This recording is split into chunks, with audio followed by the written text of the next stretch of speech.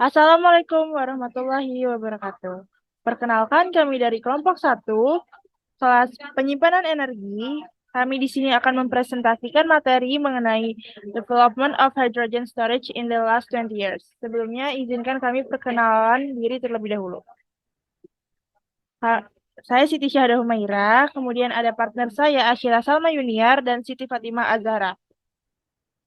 Selanjutnya, pendahuluan yang akan dibawakan oleh saya. Jadi energi ini merupakan pusat dari daya saing industri nasional. Industri di Indonesia merupakan sektor yang haus akan energi berupa listrik, gas, batu bara, dan minyak. Oleh karena itu, isu terkait pasokan energi industri selalu menjadi topik diskusi yang penting. Kebutuhan energi di masa yang akan datang akan terus meningkat, tetapi bahan bakar energi fosil di kemudian hari akan menipis dan mengalami kelangkaan. Bahkan suatu saat energi fosil akan habis, maka dari itu perlu adanya pengembangan energi terbarukan. Salah satunya yaitu menggunakan energi hidrogen. Nah, energi hidrogen ini menjadi salah satu energi yang terbarukan sebab hidrogen ini memiliki sumber daya yang begitu melimpah dan tentu saja tidak akan habis karena ketersediaannya banyak. Next. Dalam kurun waktu 20 tahun terakhir, apa saja pengembangan dalam penyimpanan hidrogen? Yang pertama yaitu penyimpanan energi listrik dalam bentuk hidrogen melalui proses hidrolisis larutan kalium hidroksida. Jadi bahan yang digunakan itu adalah larutan kalium hidroksida, aqueous, dan larutan pembersih.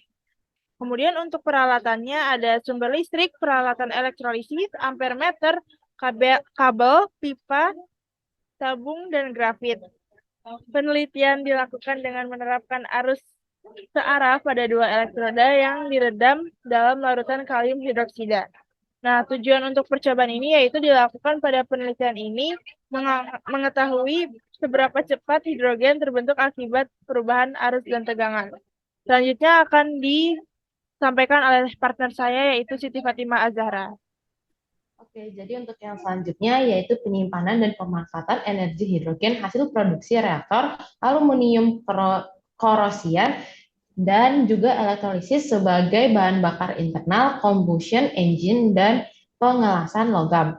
Jadi dalam pendekatan kali ini, reservoir hidrogen dibuat untuk bertindak sebagai fasilitas penyimpanan hidrogen. Jadi tabung ini terbuat dari baja tahan karat 316 dengan bagian bawah berlubang di dalamnya.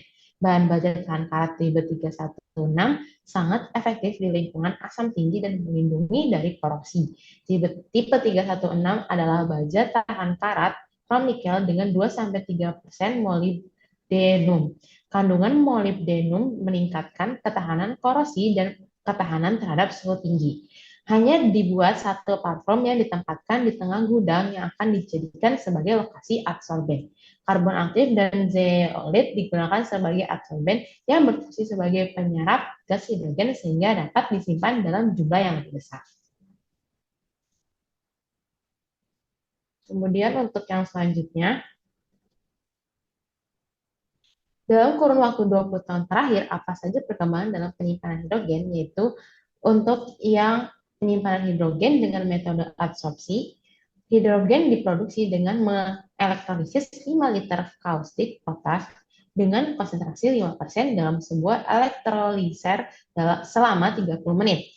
Elektroda yang digunakan yaitu ada batu grafit. Kemudian, pengaruh arus listrik pada aliran hidrogen menunjukkan aliran hidrogen pada arus dan tegangan yang berbeda dalam proses hidrolisis kalium kaustik. Meningkatkan laju aliran hidrogen dan meningkatkan pula tegangannya. Pada arus 3 ampere, laju aliran meningkat. Hal ini terjadi karena besarnya arus listrik berbanding lurus dengan reaksi elektrolisis.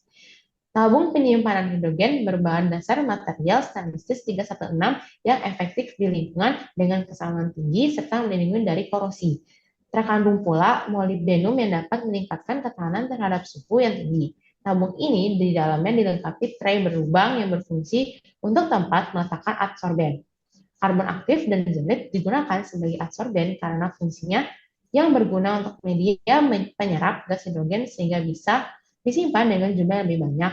Kemudian bisa juga dilihat untuk tabung penyimpanan hidrogennya di PPT berikut ini.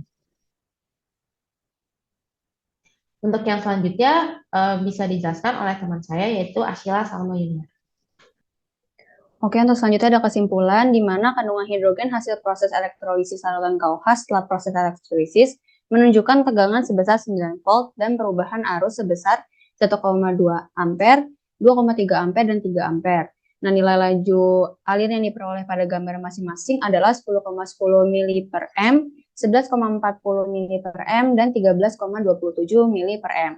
Pada tegangan 15 volt dan perubahan arus 1,2 ampere, 2,3 ampere, dan 3 ampere, mendapatkan nilai flow 11,80 mili per M, 12,90 mili per M, dan 15,00 mili per M.